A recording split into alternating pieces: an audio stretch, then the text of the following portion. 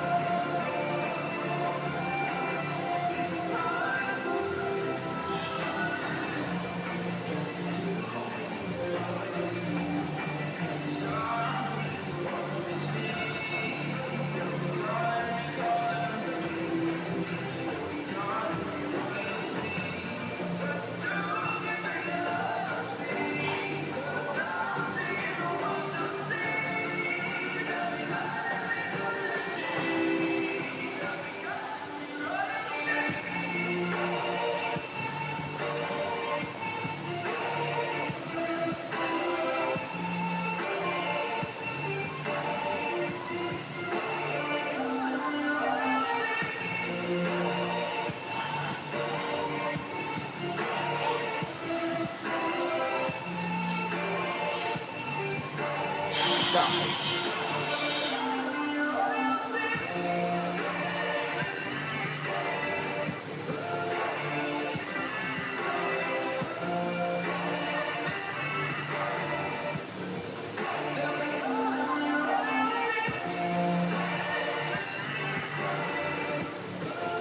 I'm looking for arrogance too.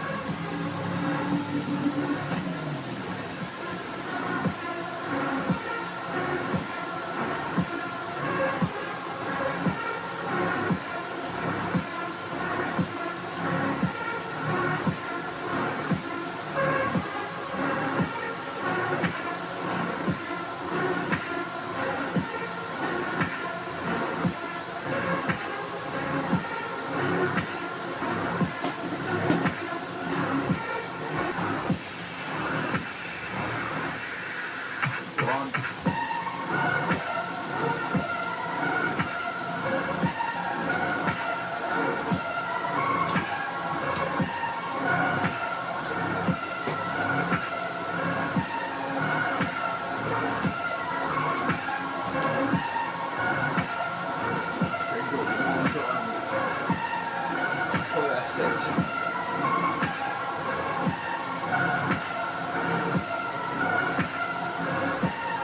Just that man over there.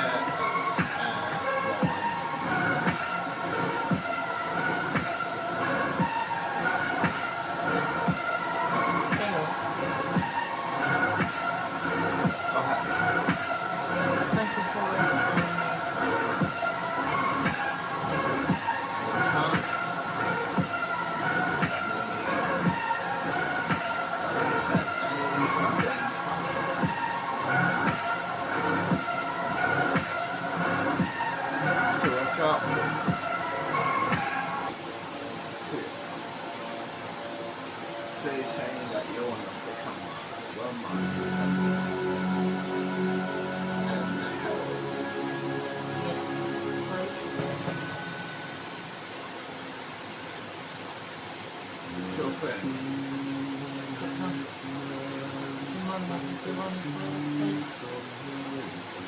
Sure.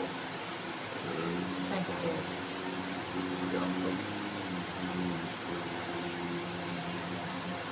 You and your mother doing that match with me and my sister. Yeah. My sister is a brother. Yes, I know. I met her with three. Fair enough.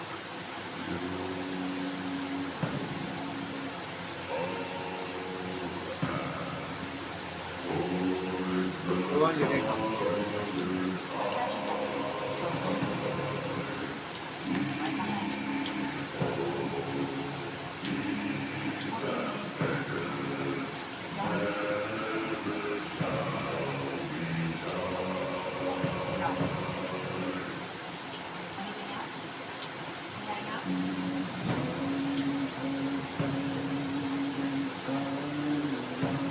disconnect. This is inside.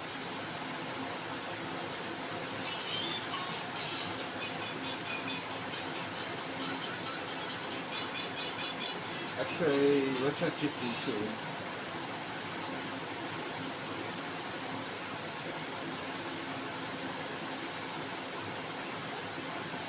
I'll see you when I find the video. Which is this guy? Sitting with us. The music captivates us instantly as goosebumps are everywhere on my arm. And we find out we are being taken to be executed. We ride into the village and you see parents ushering their kids to go back into the house. As they know what's coming. There's a list of names and each name gets called. They each follow. That is until the thief thought he could outrun some arrows. Unfortunately for him, he didn't get so far. It was character creation time, and just like any game, it was time to lock in.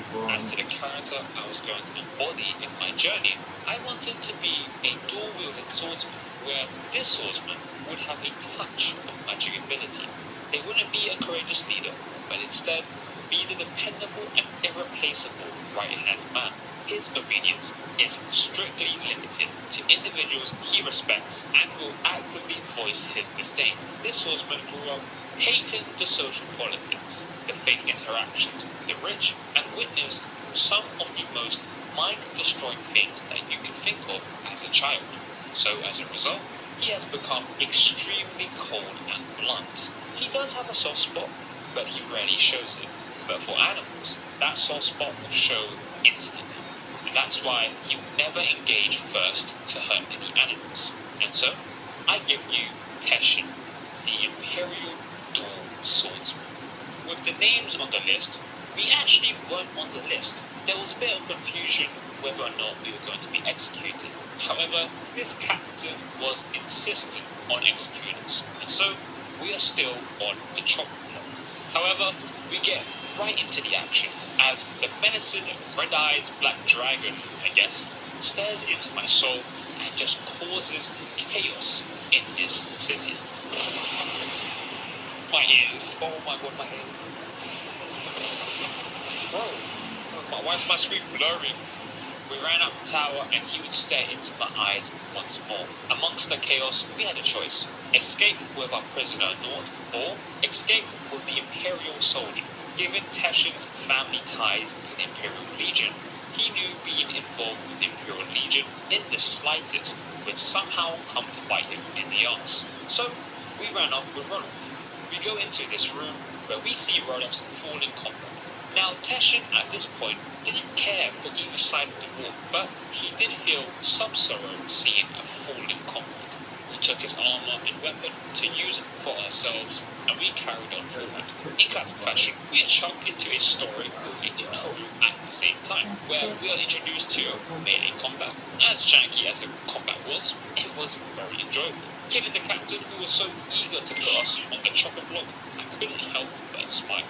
But what got me smiling ear to ear was the fact that I was immediately able to dual wield. Oh my god, I'm dual wielding. I am dual wielding! Oh my god, I love it. I can't wait to just hack and slash. With our dual swords, we hacked and slashed our way deeper into Helgen Keep. Oh! Where we understood the mechanics of lockpicking and magic. We encountered a bear, but rather than bloodlust, Teshin decided to sneak by it.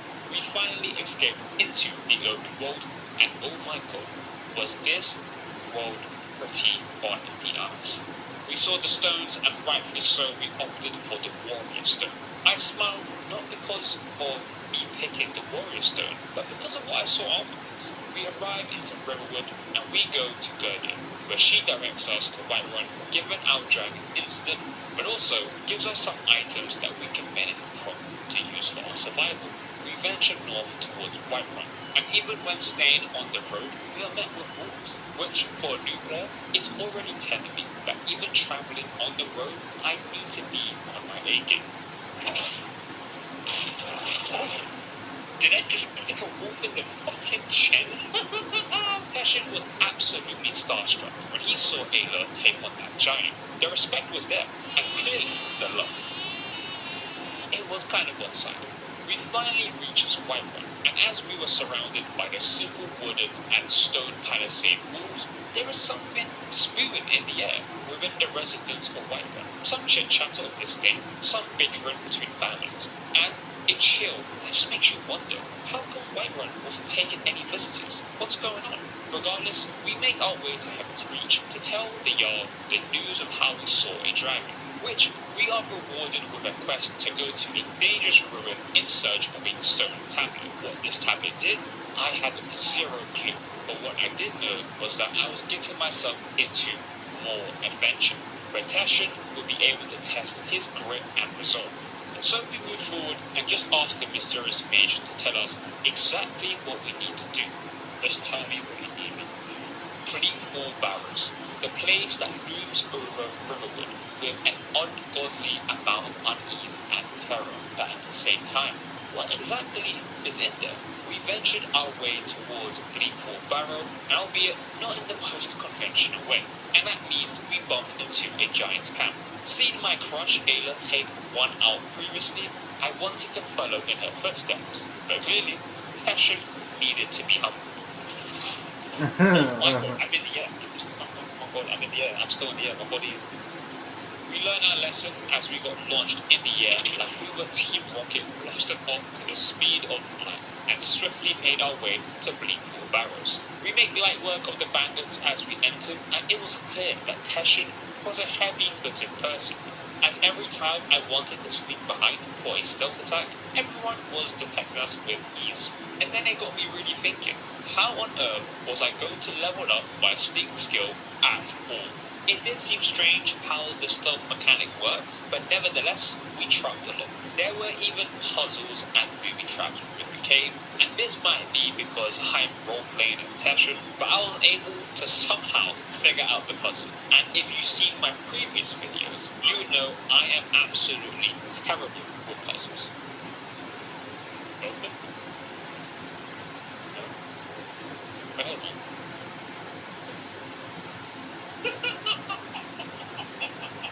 Oh my god, I wasn't even looking. We dived deeper, and I was immediately reminded that I was playing expert mode, as I was faced with this massive spider, which I dived and died again.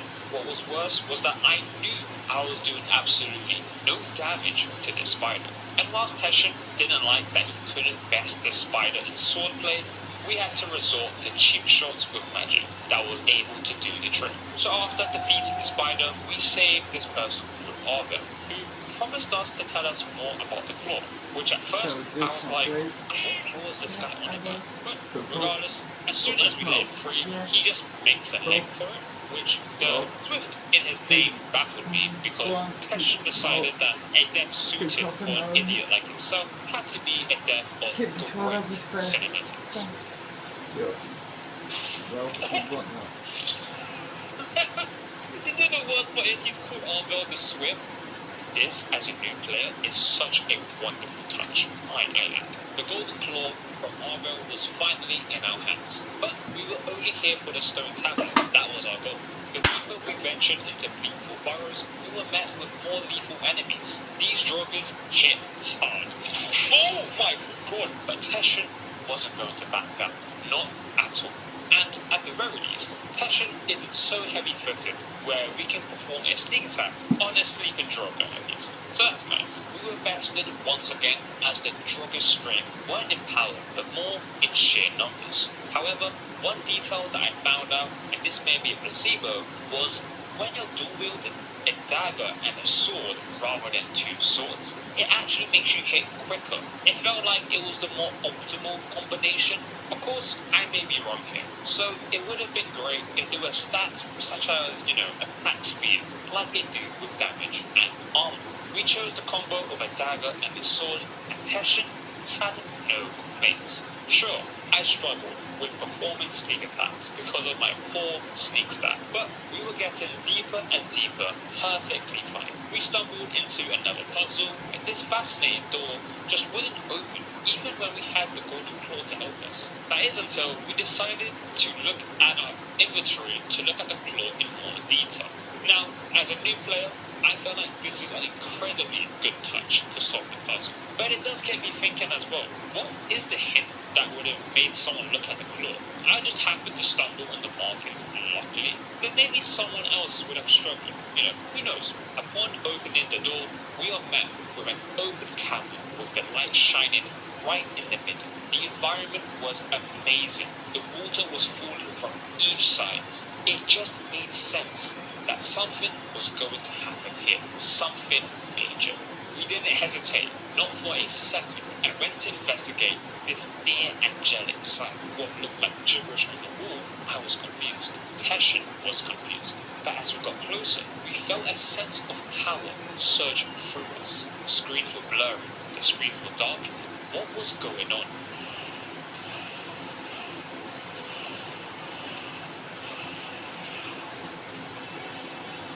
What just happened? Befuddled as to what just happened, we learned something. What it was, I had zero clue, but we still didn't have the stone tablet. Turning it around, we sensed something arising, and there it was, the Drogger Overlord. But this one seemed strange. His aura was off. He felt like he was immensely strong, but also he spoke. Well, not really speaking, but he shouted, and when he did shout, it hurt, and it hurt quite a bit.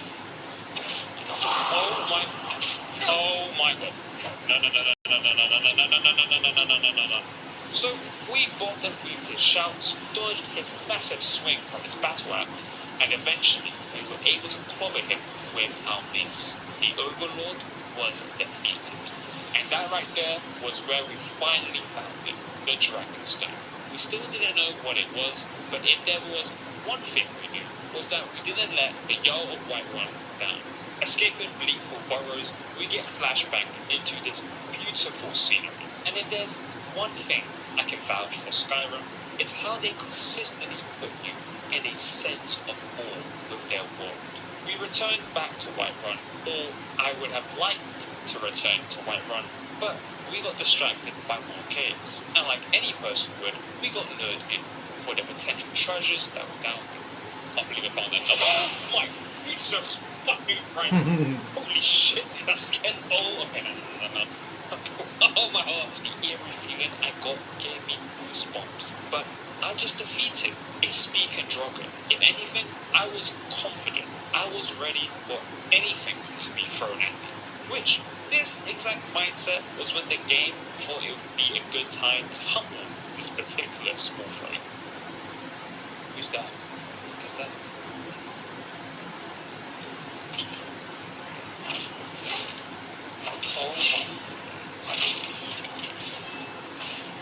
Oh my god, you heard, bro. And I'm slowed. Fuck. And it was within these particular caves that I soon found out my weakness. Mages. I couldn't simply stunlock them like I would my melee opponents, or better yet, gracefully dodge a bow and arrow as they charge it up. No, I was simply face tanking them. Something I knew was not a good strategy whatsoever. So we adapted. Maybe poisoning my weapons to deal damage when I'm not attacking was a strategy. Or even better yet, start using magic myself. Rather than setbacks, we took these experiences as they would be the stepping stones to becoming the master swordsman that Teshin strived to be. But unfortunately, I didn't have time to really understand these lessons, as on our way back to Whiterun underneath the night sky, with no noise, no one alerted, in plain sight, an Argonian assassin was contracted to murder. I was fighting for my life. Lads, help me! What do you mean this should be good? What am I getting an assassin on me for? Oh my god, why is an assassin on me? Does someone want to tell me why is there an assassin on me? Applying the lessons we learned straight away, we were able to fend off the assassin. Oh, fucking he went flying. In his pocket, there was a note. And as we read the contents, it was clear. Someone, somewhere, was out for us. The mere thought of someone paying off another person to kill me was already an offense. But more importantly, the name Astrid was at the bottom of this letter. And that name would be scored forever into my brain. And would be someone I'll be looking for relentlessly. Now, back at Whiterun, we immediately returned the Dragonstone, which you would assume is good news, but we got notified a dragon was sighted by the very tower, and it's... Do it.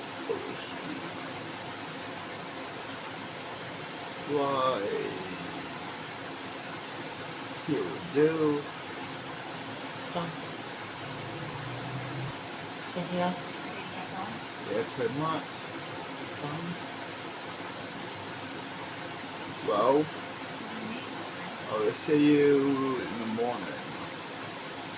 See you then.